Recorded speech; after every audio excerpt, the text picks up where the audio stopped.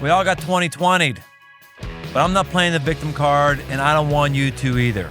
We're going to finish the year with some practical, actionable episodes to help you get momentum that will take you into a new life now. Don't wait until January. Now is the time to get in the fight. I'm Brian Tome, and this is The Aggressive Life.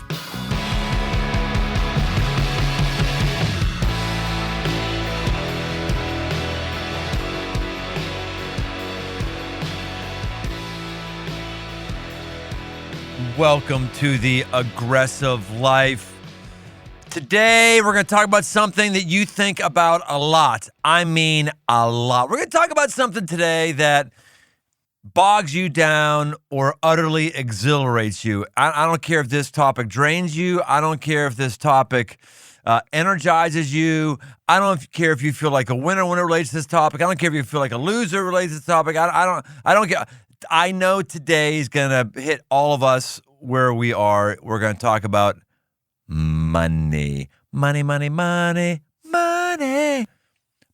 And here, this is the real fun thing, is we're going to be talking about money on the Aggressive Life podcast. This is not the Conservative Life podcast. This is not the Make No Mistakes That You Won't Regret Later podcast. This is not the Live Your Life So You Won't Get Audited podcast. This is the Aggressive Life podcast. Who knows what's going to come out of my mouth as it relates to money or our guest's mouth. I got two guests with me today, two dudes I know, and actually two dudes who've helped me with my personal finances. We have Beshear, who's the co-owner of LiveWell Capital. He's a certified financial planner, as is his partner, John Brannon, who's a portfolio manager, and he's working on his PhD in retirement planning.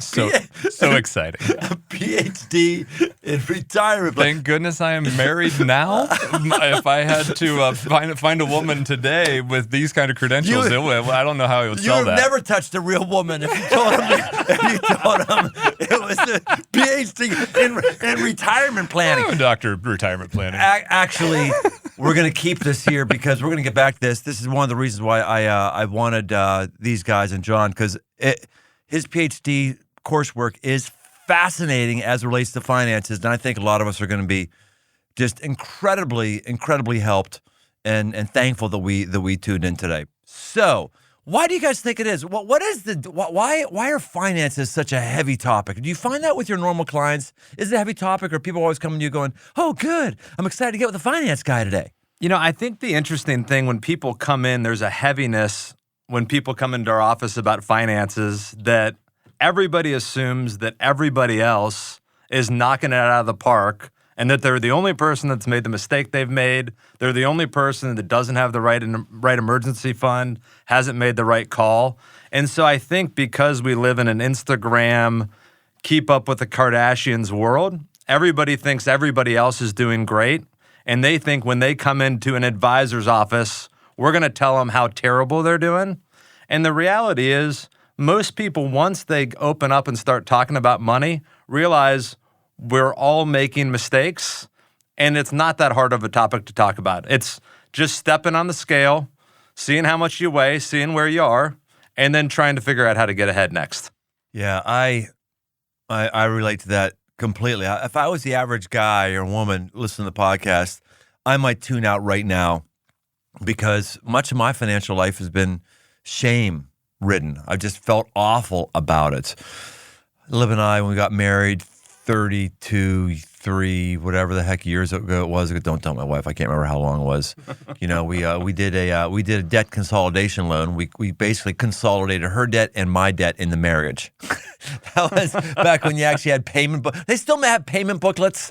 I mean, I know there's debt payments, but we had like payment booklets for a VCR, payment booklets for a television, payment booklets we had two vehicles that had payments on. And it was just so bad that we ended up living with our parents. There's nothing that tells a 22-year-old strapping young guy that you're a weenie boy more than you have to move in with your in-laws. Oh my gosh. So we did that, and I just have always felt that I don't measure. I still today feel like I don't measure up, even though I make more money today than I ever thought that I would. What is that about what money does to us? I think there's two things that happen which make us all feel bad.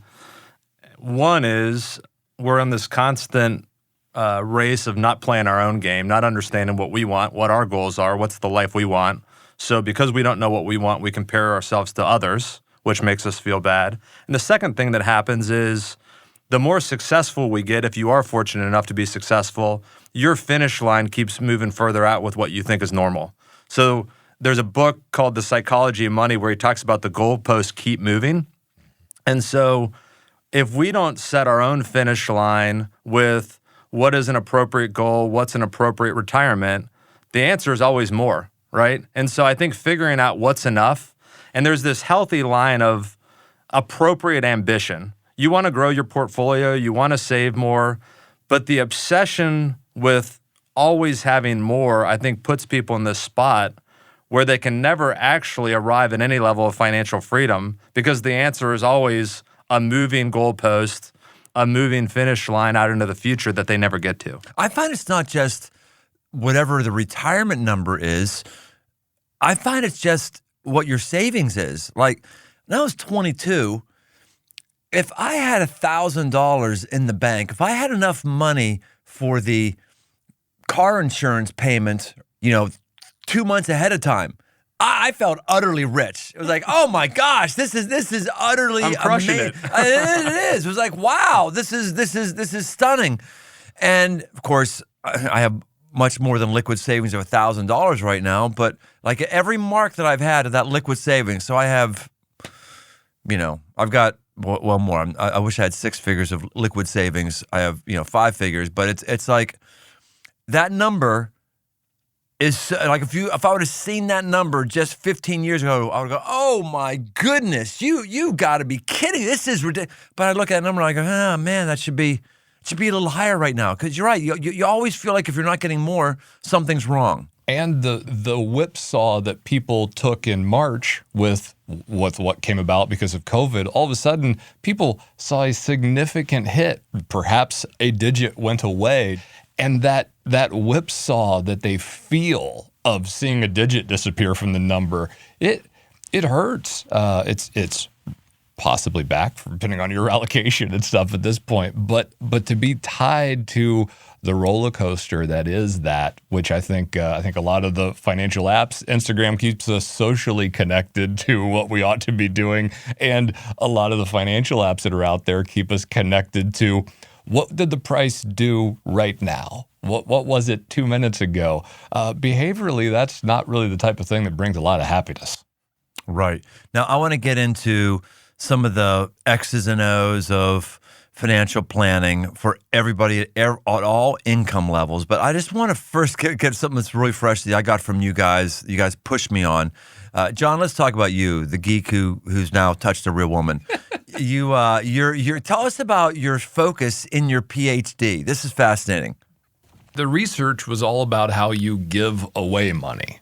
And in general, the way that most of us give away money is we're giving it from our checking account, or we're giving it from our pockets to the person ringing a bell at the exit of a grocery store or something like that. That dollar is after tax. And there are other dollars that we have that is not after tax. The IRS hasn't taken their cut yet. And so the research that I did was looking at if we gave in a different way, what does that do as far as stewarding dollars towards end charities or whatever other choice I choose to steward it towards, as opposed to, frankly, stewarding it towards taxes. And it's really about a better way to give. So when I was 20 working, I had no appreciated assets. I gave money from my bank account. Not much. But my 80-year-old grandmother, she shouldn't give money from her bank account. She ought to be giving money from her IRA. It's a better way to improve how she's given dollars. And that's really what the research was just a better strategy for stewarding giving. that starts to get really boring and really It exciting. is. I'm bored already right now. I'm totally bored. You Ben, asked the nerdy question. There you go. Ben, let's have you talk for a little bit. No, but that led you into the spending on experiences that's actually affected me in my finances. Talk about that. The Harvard research that John and I have talked a lot about is really all about the fact that at a certain, once your basic needs in life are met, the happiest people, and the article is about how do you spend in a way that makes you happy. The happiest people are the people that spend their money on things that are experiences. And so the Brazilian hardwood floors 3 weeks from now that you bought are just the floors you walk on. And so there is a limited amount of fun you're going to get out of that. The day they're new, you notice the next day the dogs pooped on the floor. They're just the floors by day 2. And so the research was all about if we're spending money for units of happiness, the best money is spent on experience. The second best money is spent on buying time. And so in some ways, if we think about our lives a little bit differently, and John and I have reframed emergency accounts for somebody. So if you had 30 grand in an emergency fund, and this is an example of what buying time might look like, having 30 grand in an emergency fund might mean that if you're between jobs, you can actually take a job that's a better fit for your family, right? Because you don't have to jump on the first thing that's available because you have an emergency fund. And so what's the internal rate of return on that money sitting in cash? It's infinite if it put you in the right job. And so if you think about it, you think about a version of buying time might be, I take a job that keeps me in town, that's making a little bit less money, that allows me to have 50% more time with my family. Part of the reason you have money is to be able to make decisions like that. Because if you have no money, the irony in having no money is every decision's about money. If you have money, the irony in having money is you can make decisions that aren't about money, right? And so that's the kind of thing John and I get energized about teaching people as we talk about how to intentionally spend money, not how to spend money just out of impulse. And when you're talking about having money, you're talking about an amount that gives you freedom. Yes or Yes. no? What do you how? Yes, and I think there's John and I talk about this all the time. I think there's an obsession where we can just always want more, and then there's a practical amount you should have. And for us, when we're talking to clients, a practical emergency fund is 3 to 6 months of your basic living expenses. If it costs your family $5,000 a month to live, a practical emergency fund would be 3 to 6 times that amount, so $15,000 to $30,000. That's a practical amount to have as an emergency fund, and we think there's a practical amount to save, but obsessing beyond that, we think is too much. So when you say 3 to 6 months of living expenses, that's not 3 to 6 months of salary saved up. Correct. Right? You need a different emergency fund based on your family's expenses. Because I wouldn't be buying all the Amazon crap I buy right now if I was laid off from work. Hopefully not, right? Yeah, which is a big part of my thing. So Right. you're talking about keeping your house, feeding yourself, all that kind of stuff. 3 to 6 months. Yes. All right, I gotta stop you right now. Let me just say right now, we're going off topic, but let me just say right now, today is my birthday. I don't want you to wish me happy birthday because by the time you listen to this, it'll be way past my birthday. But let me just tell you what I hate about modern birthdays. I hate that everybody and their brother can now text me or email me or Facebook me, happy birthday, bro. I spent the entire morning responding to happy birthday texts from people who I haven't talked to since last year when they sent me a text. But I digress. Where were we? Where were we? Do not text BT on his birthday. Right. That's right. October 1st. Don't do it. Yeah, Don't do it. Get a life and go live your own life instead of texting me about mine. Aggression. So that's really. It seems to me that a lot of folks who are really into the financial piece are just making sure nothing goes wrong, and that's not aggressive to me. I've got an emergency fund, and I'm fascinated by how much more free that does make me to be aggressive. I can make some aggressive mistakes that I've got a little cushion. I haven't found, even before I was able to be able to have that short-term savings liquid emergency fund, which I was referring to earlier on my liquid savings, the same thing for me. I find that even if I was making progress, it took the stress off. Even if I just had a thing where I was putting in whatever it was, $500 a month or $100 a month, or different increments based on when I started getting to a better financial place.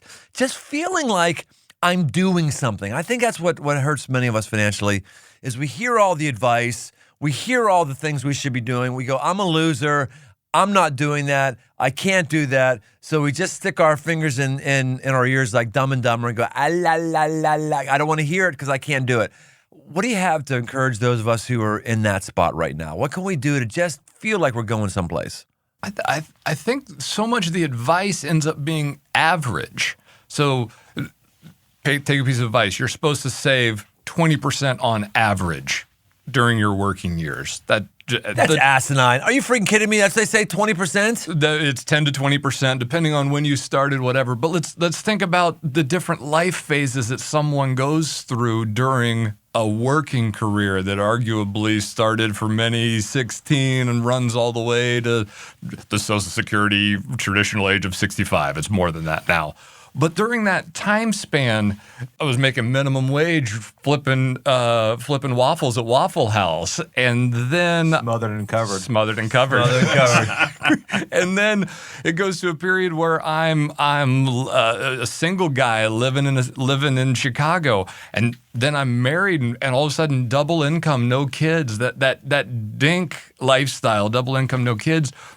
I didn't realize how lucrative it was because it didn't feel lucrative. We're buying a house, and now all of a sudden kids are in the mix. And one day soon in the future, I hope that the double income, no kids comes back around. But in the middle of that, there's this expensive period where you have a lot of lives feeding that need clothes, that need feeding, and to adhere on any given month to the recommendation of 20% savings. That's an average. There are times where I need to be above average, and there are times where I need to be below average on that savings piece because I have other priorities. And you're effectively just trying to end up at average. There may be a phase of life where starting at 2% is something, and I think that's the piece that gets missed. Is people talk about compound interest, but there's a compound interest on behavior. You learn to save money. You learn to live on less. You learn to delay gratification. And you start at maybe 2% of your income. And maybe you move to 4% of your income. And then maybe you move to 6% of your income. So John and I's advice in general is to start somewhere. I think people obsess with starting at where they need to end up. But starting somewhere, and for some families, a win might be saving 2% of their income. Our other belief is you have to automate it. Our mutual friend Brian Wells had the term "force the big stuff." So automate your saving, treat it like it's an expense, force it out of your account. And so it might be a win for somebody listening to this podcast to fund their 401k at a 5% level. A lot of 401ks have matches. So a lot of times if you fund at 5%, your company's also putting some money in for you. So the reality is it's starting somewhere and it's automating it. And it's not obsessing over where you're starting. It's obsessing over the fact that you are starting. Yeah, that's good. That's good. Yeah, I said before that's asinine 20%. I think I'm saving over 20% right now. You are. Yeah, we track it. Yeah, you are. Yeah. So you are asinine. Well, I'm just putting myself in the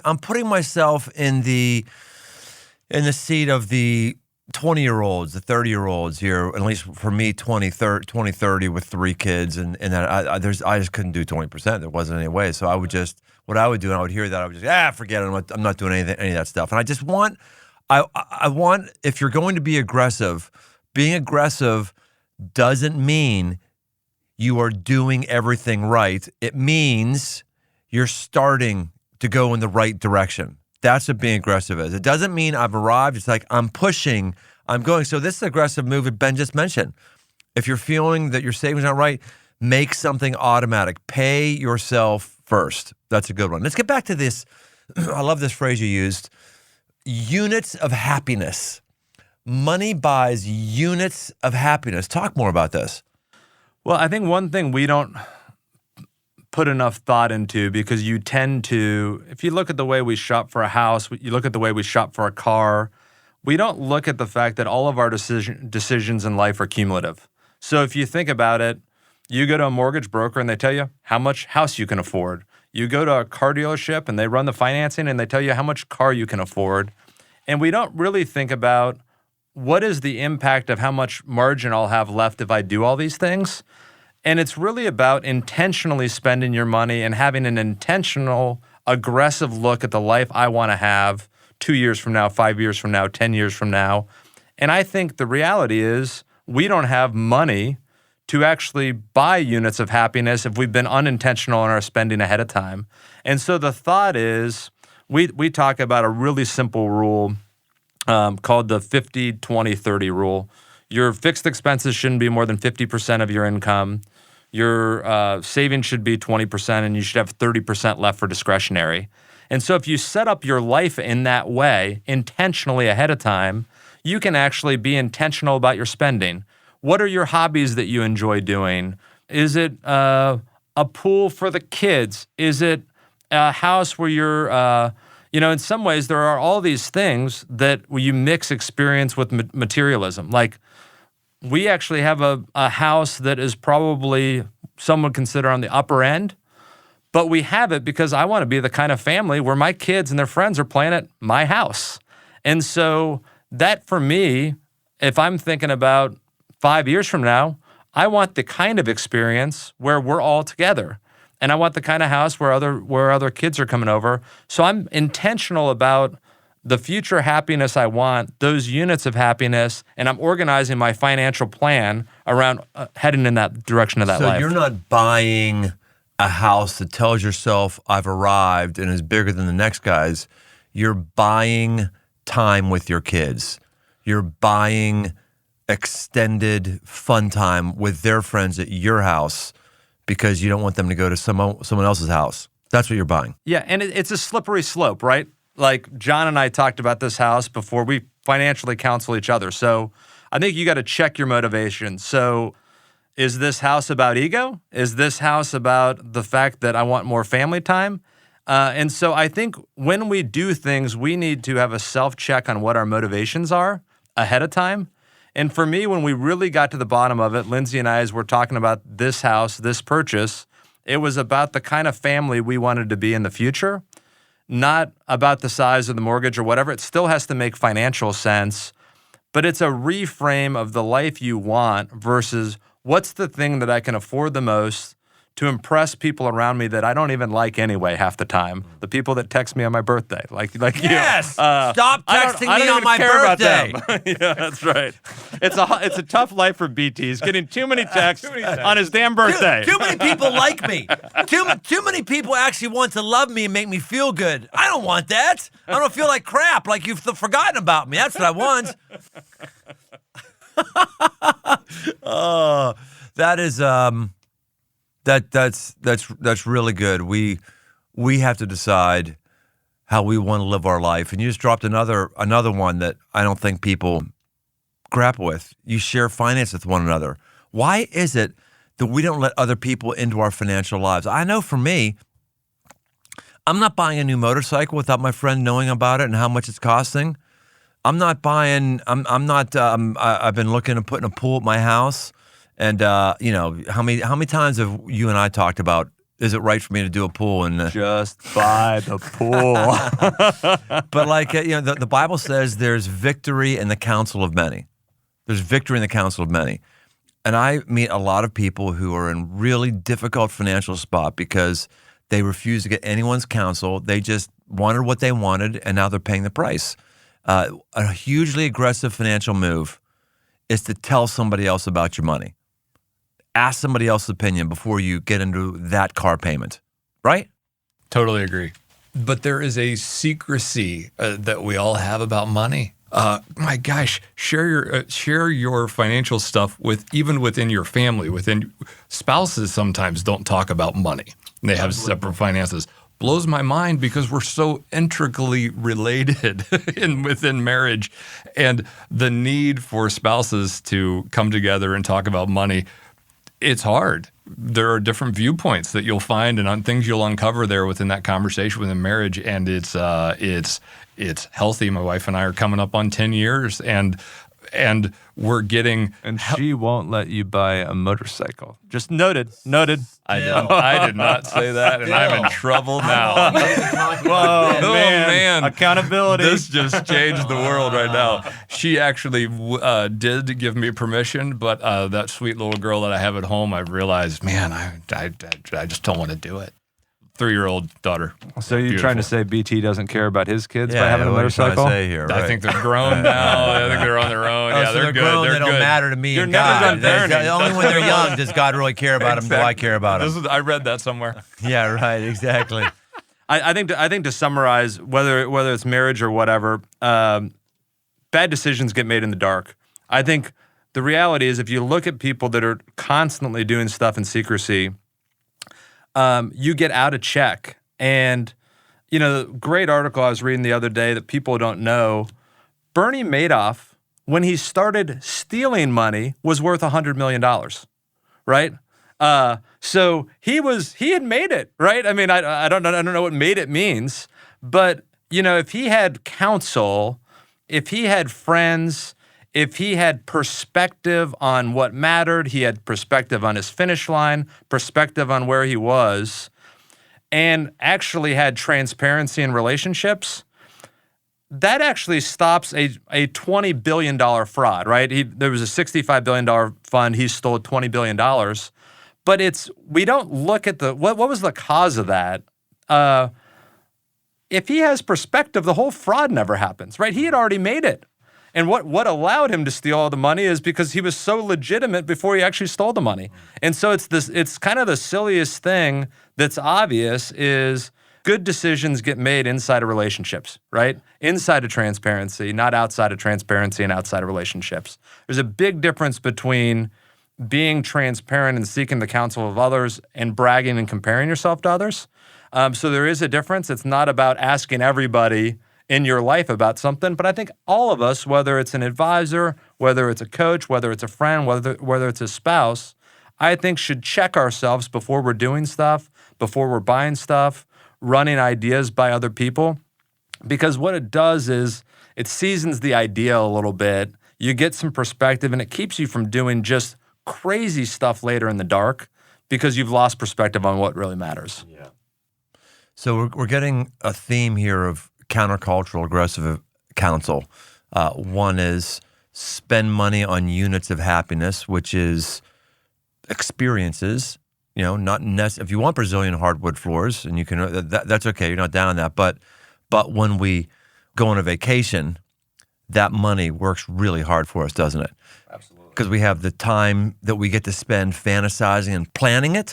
I'm working on a trip to Alaska. A bunch of stuff I'm looking to do up there. I'm already planning it, and I haven't spent the money yet, but boy, it's already working hard for me because right now I get diversions every day. Look at the maps and figure out where we're going to salmon fish and where we're going to float plane into and all that stuff. And you said it's relationship is in Exactly. there as well. You're not going to Alaska alone. Right. I get that. When I'm not spending on my experiences, I get all the pre-work that's a vacation because I like to plan it. We think about it and we talk about it. I get the actual thing itself.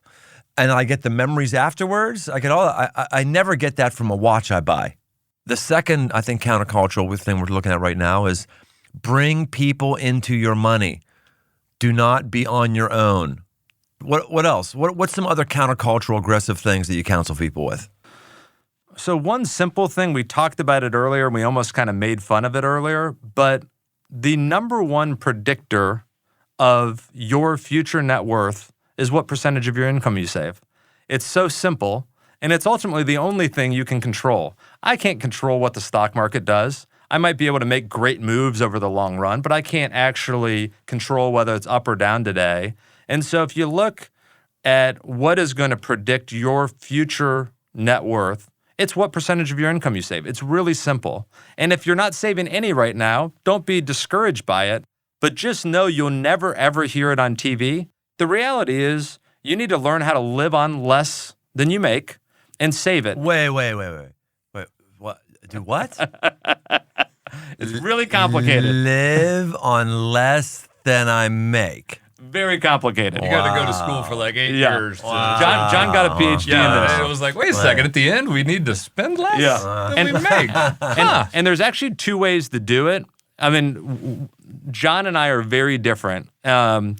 John is actually way more disciplined than me, and John is what I call a micro budgeter. He and his wife go through their budget on a monthly basis. They figure out what they're going to spend, what they're going to save, how they're going to do it, and they stick to that budget. My family are what we call macro budgeters. So I do it in reverse. How much am I going to save? What percentage of my income? How much am I going to give away? How much am I going to be generous with? And then we live on what's left. Because in my family, we don't really have the discipline to budget. We just have the discipline to live on what's left. And regardless of which way you do it, there's no right way or wrong way, but you got to pick one of the two. And if you're not the type that's going to track your spreadsheet, then you need to pay yourself first in the way our family does it. If you're the type that's going to love budgeting and doing the spreadsheet each month, you can do it that way. But ultimately, we're leading people to the exact same place. You need to be saving a percentage of your income for the future. And it's the number one thing that's ultimately going to matter. And it's the number one thing you're almost never going to hear in the financial news. Yeah. The only way I actually got ahead savings, we talk about setting your finish line, is Lib and I came to a place that, okay, we're done. We're done.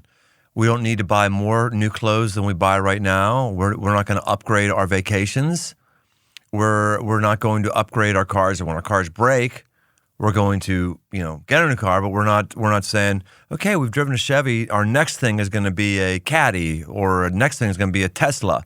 Like the kind of cars we have right now is the kind of cars we have right now. We're not going to all that stuff. So what that does is every raise that I would get, which we all get raises eventually, that incremental money goes to savings and givings. That incremental money doesn't go anywhere else. It goes to, and that's how we were able to get to head. You counseled me really well on that. Both you guys did. Of money. How did you put money is like? Well, why retell your illustration? You tell the illustration. Which is, it's putting a cap on lifestyle. It's like, am I really buying another unit of happiness with the Mercedes versus the Chevy?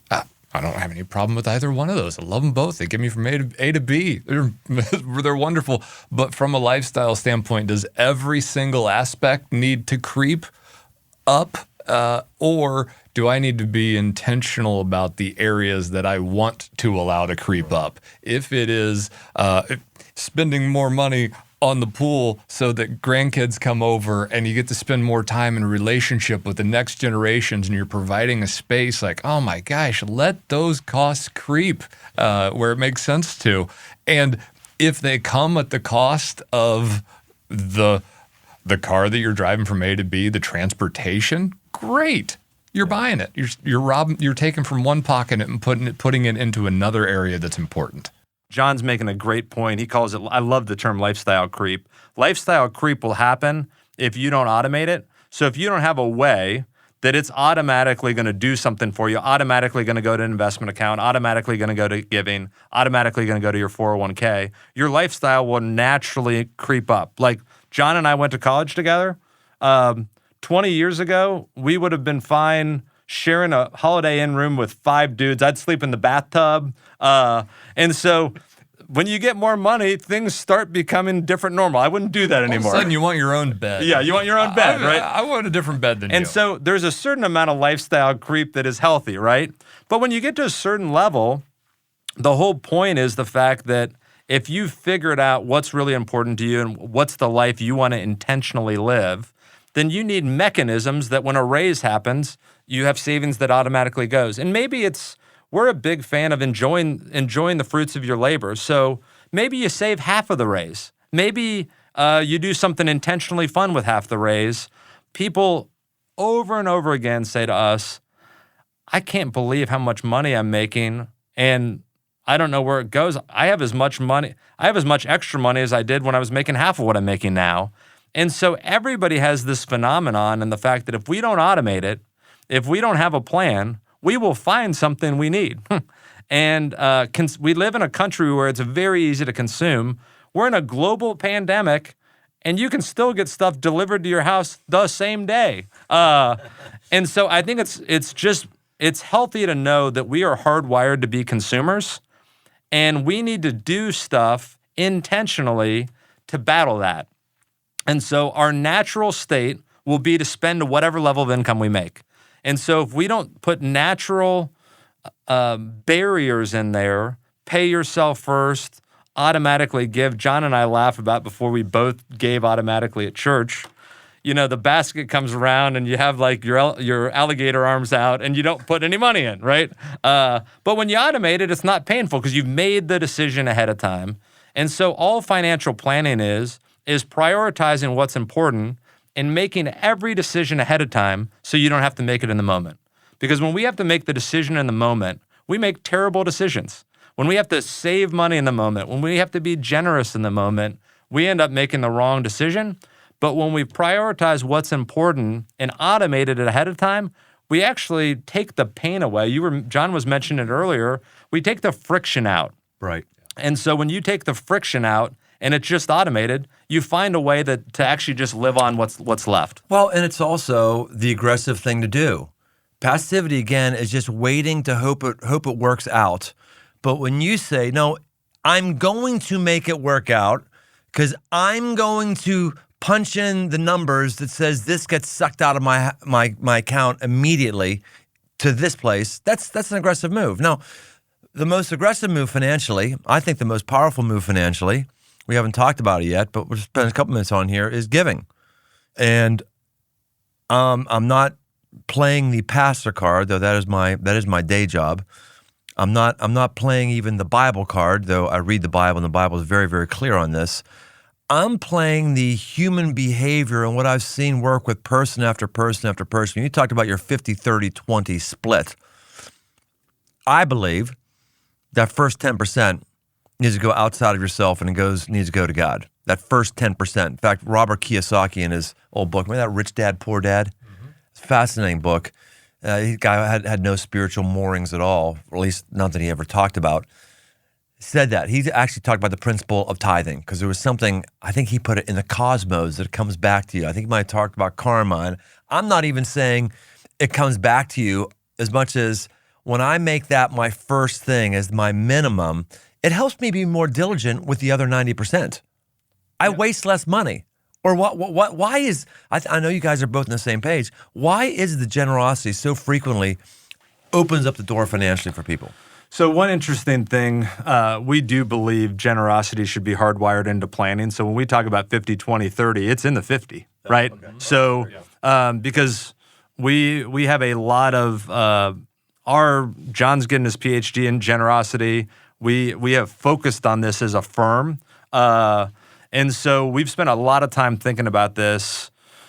And so the way we think about it is giving, if we take away, I don't know where every listener is, but if we take away the spiritual blessing of giving and we just suspend that for a second, John and I do believe that there's a spiritual blessing of giving, and that might be for a different day.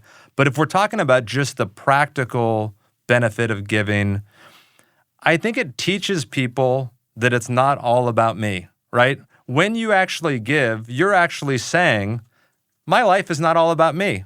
And when I give to things outside myself, there is a part of it that makes me understand how to be a better steward of the 90% that's left or the 80% that's left. There is a psychological change when I can set aside money for others that actually changes my behavior on what I need. And John and I have tracked our clients, and if we could break confidence, we have everybody's tax returns, so it would be really interesting. So maybe at some point in time at the end of our careers, we'll break confidence and we'll release the research. We will not. You could just say this is client A, this is client B, this is client. John, in case there are ways to do this differently. We would do this in a compliant way that honors everyone. Yeah. But if we really look at it, and we know anecdotally, we haven't put pen to paper on it, but our clients that are generous have more money tit for tat than somebody that isn't. So if you control for everything else, you control for income, you control for net worth, you control for opportunity, you control for company.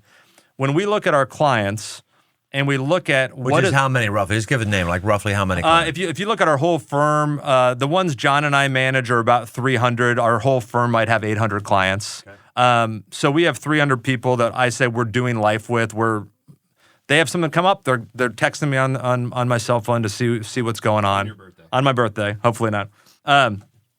But when we look at it and we look at the people that have decided to be generous, there is a spiritual blessing, but there's also a practical blessing on the fact that you've learned to live on less. And if we look at our clients, we were talking about it, in some ways, John and I have the benefit of the fact that we get to see how everybody's life works out. I have clients that are 35, 45, 55, 65, 75, 85, 95. We have clients all over the board, and we know what's worked. And so for me, what I'm modeling and what Lindsay and I are modeling our life after is saving 20% and giving 20%. And we don't always hit it every year, but if I've looked at our clients, and our clients are reasonably affluent, so this is not going to be, for anybody listening, this is not going to be the model for everybody. But if I looked at the lives that I would want to emulate in my clients, because I've seen how it's worked out, 20% generosity for us is a number that we see over and over and over again in our client base. And one of the things I also like about... And you're finding out that their lifestyle, their happiness, their finances are better for it. Absolutely. You're saying you got 300 people you're looking at, and you're just going, the data is very clear. Someone who prioritizes generosity actually is better off financially. They're better off financially, and they're happier. That was the third thing I was going to say earlier. It's experience, it's buying time, and it's generosity. And if you look at spending your money on those three things, I knew we were going to get to generosity, so I didn't mention it earlier, but experience, time, and generosity, that is like the happiness triangle right there, where if you're spending your money in those ways, those people are happier and they're actually better off financially. So I know, John, you have more to add to this topic. Well, but I am in total agreement. I live my lifestyle like this, and yet at the same time, when I write the check, when I make the gift, whatever it is, it does still come at a cost. I recognize that there is the possibility for me to say, I worked hard for that dollar. I shouldn't give it away. I might need that dollar one day in the future, whatever it may be. And to just be honest with you, that thought crosses my mind. Of course. And that's one of the benefits to automating it is I'm a little less inclined to have that to react to that thought because I know that I can my human emotion one day at the moment of gift might freak out, and I know that's not where I want my heart to be, so I'm overriding it. Yeah. And generosity is influenced by our experience, because I think some of us, everybody, all you know is your own experience, and your experience influences your behavior a ton. The Psychology of Money talks about this a lot. If you grew up in an environment where there was never enough, no matter what, in the back of your mind, you're going to have somewhat of a scarcity mindset, right? And it's very difficult to overcome. But being generous is overriding, to John's point, that scarcity mindset of there's never going to be enough. If I give this money away, I can need it.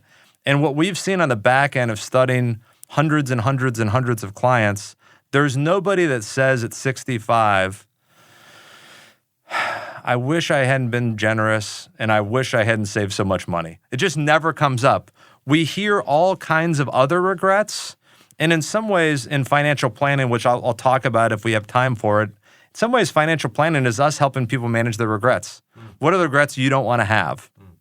And one simple version of it, if we have a second for it, is we think there's two types of regret for our clients that are retired.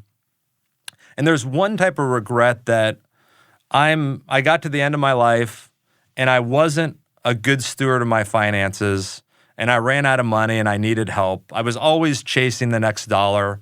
I ran out. I prioritized the wrong thing. I wasn't a good steward. And then there's an entirely different kind of regret for the guy that dies with $10 million that never did anything, he didn't give his kids anything. He wasn't generous. He didn't invest in relationships. It was always about building the pile bigger. And so if you're dealing with a great planner, a great friend, a great coach, what they want to do is put you right in the middle of those two regrets, right? I don't want to make it all about dying with the biggest pile, and I don't want to be a bad steward and run out. But the reality is, if I can live between those two circumstances, and we think a lot of times good financial planning is the difference between your income and your ego, right?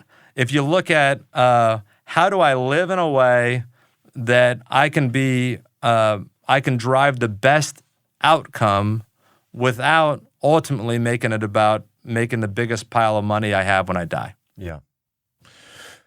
All right. Are we ready for the lightning round?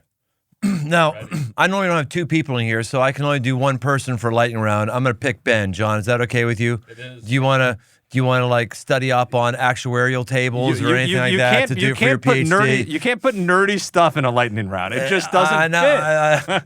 I'll add any colored commentary if I want to step into the lightning round. But the lightning round, you can do color commentary like a sentence. Okay, that's fine. You can chip in a sentence because that's the whole point of a lightning round. He gets a sentence. If you want to put in something, you can. Are you ready for it? Ready. All right, here we go. My car just died. Now what? The reality is this is the purpose of an emergency fund, so it's be prepared ahead of time. If you don't have the money, I'd negotiate with the body shop because very often we find people don't negotiate. I'm stepping in. My car died this week. Emergency fund matters. Social capital. I had to get a friend to drive me to work. There you go. Makes it, you got a couple of different That's aspects. a good point. Comes back to friends. There's money and there's money Emergency capital fund and there's friends. social capital. Right. I had that today. I just had that same thing today myself. Yep. All right. Second mortgage on the house. We think in general it's not the best thing to have a second mortgage, but it's better debt than other kinds of debt. Finally got a big boy job. Do I go buy a house? Maybe. It depends on what your goals are for the future. We believe if you're going to own a house for less than 5 years, it makes sense to rent. Do I need a financial planner? We think a financial planner is more about helping you manage yourself in the future you want than it is about managing the market. And if you need accountability and you want help with living the life you want, you definitely need a financial planner. The one thing where if every American did this, it would improve their financial lives. Save 20% of their income. Biggest hero when it comes to finances. My biggest hero when it comes to finances is Warren Buffett because of his patience, not because of the guy he is or the life he's lived, but he's been more patient than anybody else. He's made 99.9% of his wealth after age 50. And people think he's the best investor, but he's really just the most patient investor. 99.99 after 50. 99.9. So one less 9, but 99.9. Well, that reminds me. Okay, we'll go off script here for a minute because we talked about savings versus the market and everything. And not to bring up a polarizing topic, but President Donald Trump, at least he's still president as our recording, his tax returns were published recently, and what did we learn? Old Donald didn't know much about business. At least it doesn't look that way because he's not paying much taxes. He's not making any money. And that reminds me of the Fortune or Forbes came out with an article a couple years ago where they took the amount of money that he inherited from his dad, and they forecasted forward if he had just stuck it in an index fund or if he kept building hotels, and he would have been way ahead financially if he just saved his money in an index fund. Are you familiar with that whole thing? Yes. It is amazing how complicated people will make things look in an attempt to make themselves look wealthy, when a lot of times the simpler strategy actually wins. And so in finance, one of the things John and I always struggle with is sometimes the sophisticated, complex thing is not the thing that actually makes sense. It's the What are the daily disciplines of doing things the right way and having patience over time? I call it an iron butterfly. It's beautiful. It's a great complex plan. It doesn't fly. Right. Yeah, that's good. Biggest money waster in the world. Spending money to impress others. Favorite budgeting app or technology that can help. John and I have talked about this. We think it's not an app. It's personal accountability with a human. Wait a minute. It can't be done on the phone? Yeah. Wait, it can't be punched in. I have to actually know somebody and talk to somebody? Yes. Oh, gosh. Unbelievable. Tips on starting an uncomfortable conversation about money. So what we find in families is they avoid them at all costs. I think the reality is, my tip is knowing that if you don't have the conversation is going to come at a time where you're not in control of the conversation. So being aggressive and having it when you don't have to have it, so it's not forced on you later when you do have to have it. I was going to say 1 glass of wine, not 2. That's right. 1.5. We'll settle in the middle. Somewhere in there, just to start talking, but not too much. Guys, this has been really great. If someone wants to follow up with you or they want to see you on social media, I don't know, do financial planners even have social media accounts where you just post numbers or something? I don't know. This is generally the time when someone pumps their social media feed, or if someone wants to follow up with you or see what's going on, any way they can do that, just give yourself an advertisement here. Yes. So our firm is here in Cincinnati, Ohio. We have 18 team members. We steward about $600 million in client assets, which we take very seriously. And we can be found at livewellcapital.com. The theme of our firm is in finding the life you want. And it's not in playing somebody else's game. It's not in comparing yourself to somebody else. It's finding the life you want, unlocking generosity, and figuring out a way to actually live well and defining what that means for you. So that's a little bit about our firm. All right. Hey, it's been great having you with us today. We've got a lot of good stuff. Thanks for pouring into us. And that concludes another episode of The Aggressive Life. Hey, thanks for listening. For more aggressive living, head over to briantome.com. Get signed up for the mailing list to get regular shots of positive aggression sent straight to your inbox.